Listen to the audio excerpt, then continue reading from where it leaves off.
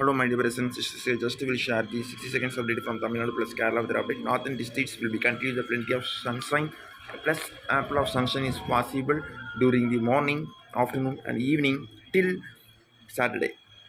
அதாவது இன்று வறண்ட வானிலை காணப்படும். இன்று முதல் உங்களுக்கு வர சனிக்கிழமை வரை இந்த பேட்டர்ன் உங்களுக்கு கண்டினியூ சான்ஸ் இருக்குது. ப்ளஸ் டெல்டா மாவட்டம் இது தொடரும், மேற்கு மாவட்டங்கள் இது தொடரும்.